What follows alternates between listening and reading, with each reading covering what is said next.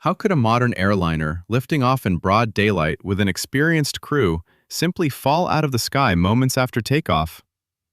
On October 31st, 1996, at 8:27 a.m., TAM Flight 402, a Fokker 100, had just begun its climb out of São Paulo-Congonhas Airport, Brazil.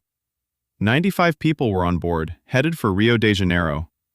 Just 1.5 kilometers south of the runway, the aircraft pitched violently, then rolled, hitting the ground in a residential area. There were no survivors from the flight, and 4 more people on the ground died. This wasn't a sudden storm or a structural failure. The investigation uncovered a mechanical phantom, a hidden glitch that made the aircraft fly as if possessed. I'm Captain James Harlow. After 28 years in commercial aviation, I've sat in that seat thousands of times. My job now is to look at these accidents from the cockpit perspective and analyze what went wrong. Welcome aboard. When an accident like this happens, the first thing we do as pilots is understand the machine. TAM Flight 402 was a Fokker 100, a modern twin-engine regional jet built in 1993. It had 8,171 hours on its airframe, a common workhorse for shorter routes across the globe. 2 Rolls-Royce T650-15 engines powered it. The Fokker 100 was a staple in airline fleets, known for solid avionics and reliable performance. Congonhas Airport in São Paulo sits in the middle of one of the world's largest cities, surrounded by dense urban sprawl. Its runways are relatively short for the traffic volume, which demands precise flying on takeoff and landing. That Thursday morning, October 31st, 1996, the weather was clear, the sky was bright, and conditions were routine for a departure to Rio de Janeiro Santos Dumont Airport. It was a quick hop, just over an hour's flight. The captain at the controls had thousands of hours in various aircraft, including the Fokker 100. He was a respected airline veteran, known for calm judgment and strict adherence to procedures. His first officer was equally experienced, with significant time on this aircraft type. They were a professional crew, trained to the highest standards, fully ready for what should have been a standard morning flight.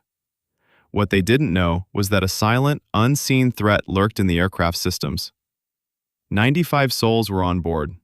Maria Santos was a 38-year-old architect heading to Rio for a crucial client presentation, her mind on her 2 young children at home. Roberto Almeida was a 52-year-old businessman, a regular on this route, making his weekly commute to oversee his company's Rio branch. Ana Carolina was a 22-year-old university student excited to visit her grandparents. These weren't just numbers, they were lives, with plans, hopes, and families waiting for them. The flight was routine right up to takeoff. The aircraft, registration PTMRK, pushed back on time, taxied to the runway, and received clearance for departure. The engine spooled up, the aircraft accelerated down the runway, and everything looked normal. But deep in the design of those Rolls-Royce Tay engines was a thrust reverser. Think of it like a reverse gear on a car. It redirects engine exhaust forward after landing to slow the aircraft down. In flight, it has to stay locked. Pay attention to this detail, it's where everything unravels. PTMRK lifted off from runway 35 right at Congonhas. The landing gear was retracting and the climb out was underway. At exactly 8:27 a.m., a fraction of a second after the wheels left the ground, something went catastrophically wrong on the right engine. Without any pilot input, the right engine's thrust reverser deployed. A thrust reverser redirects jet exhaust forward, acting as a brake after landing. In flight, deployment is forbidden. It's an emergency of the highest order. Imagine driving a car with one wheel spinning forward at full power and the other suddenly trying to spin backward. That's the asymmetrical thrust the Fokker 100 suddenly faced, just as it was gaining altitude and speed. The effect was immediate and catastrophic. The aircraft, still climbing, was violently pulled to the right. The right engine was now creating reverse thrust, while the left engine pushed forward at full power. This created a massive, uncontrollable yaw, a powerful twisting around the aircraft's vertical axis. The captain and first officer were confronted with an aircraft that no longer responded predictably. Inside the cockpit, alarms blared. A master warning would have displayed, "Thrust reverser unlocked." This told the crew the system status, but not why it happened or how to stop it in flight. The aircraft began rolling hard to the right, pitching its nose down. The ground, which moments ago was safely below, rushed up through the right-hand side of the windshield. The crew recognized the violent yaw and roll immediately. Their training kicked in. Counter the roll, apply opposite rudder to correct the yaw, maintain pitch. They pushed the control column left, trying to level the wings, and applied full left rudder to fight the rightward yaw. But the forces were overwhelming. One engine braking while the other accelerated was simply too much for the flight controls to overcome. Here's the critical part. The Fokker 100 had a safety system designed to prevent this. If a thrust reverser deployed in flight, the system was supposed to automatically cut power to that engine. But in PTMRK, a faulty microswitch failed to register the deployment. The safety system never engaged. The right engine continued producing reverse thrust at maximum power, driving the aircraft further out of control. The struggle in the cockpit was desperate. The captain and first officer fought for their lives and the lives of 95 people behind them. Hands on the controls, feet on the rudder pedals, they pushed with everything they had against an invisible, irresistible force. They were trained for engine failures, hydraulic loss, countless emergencies, but not for an engine actively tearing the aircraft apart mid-climb. With the faulty microswitch, the system designed to save them allowed the full force of reverse thrust to continue unchecked. But witnesses on the ground reported something different. Many heard a loud explosion followed by fire, leading to speculation about catastrophic engine failure or a bird strike. The aircraft's highly unusual flight path, combined with visible smoke and debris as parts broke away under extreme stress, made analysis difficult for those watching. For anyone on the ground, it looked like the aircraft was tearing itself apart. The idea of a thrust reverser, a mechanism almost exclusively associated with landing, deploying in flight was almost unthinkable. The data later painted a far more complex picture. As seconds passed, the aircraft continued rolling right. Its nose dropped, and it descended rapidly. The aerodynamic forces twisted the airframe, causing parts of the tail to break away. Inside the cabin, 95 people were thrown violently against their seatbelts, experiencing a nightmare beyond comprehension. Maria Santos's blueprints scattered as terror replaced her thoughts of her children. Roberto Almeida gripped his armrests, disbelief turning to horror as the familiar engine hum was replaced by shrieking metal and blaring alarms. Ana Carolina felt the crushing weight of gravity, the bright morning sky replaced by the chaotic blur of the city below. The captain made one final desperate attempt, pulling back on the control column with all his strength, trying to stop the dive. But the aircraft, inverted and plummeting, was beyond recovery. The alarms reached a fever pitch. The ground rushed up. 1.5 kilometers south of São Paulo-Congonhas Airport, the Fokker 100, registration PTMRK, impacted a residential area. A massive explosion, then silence. Inside the cockpit, instruments screamed red warnings. The captain and first officer strained against their harnesses, every muscle taut. The control column was pulled back, trying to lift a nose that refused to rise. Their feet pressed the rudder pedals, pushing left with all their strength to counter the horrific, unyielding yaw to the right. They fought against a phantom, an invisible force tearing at the aircraft. The horizon, once clear, became a chaotic swirl of sky and ground spinning violently. The shriek of tortured metal, the roar of the single forward-thrusting engine, the howl of air tearing at the airframe filled the cockpit, a symphony of destruction. In those final milliseconds, they knew. Physics had taken over. There was only impact. In the cabin, sounds were terrifying. The aircraft shed parts. Violent G-forces threw Maria Santos against her seatbelt, her head snapping forward. Her blueprints scattered in a blizzard of white paper swirling through the cabin. Roberto Almeida felt a crushing weight, his vision blurring. The familiar cabin transformed into a violent centrifuge. He heard the rending fuselage, the groan of stressed metal, the rush of air. Ana Carolina saw the ground rushing up through the window, an impossible, terrifying approach consuming her view.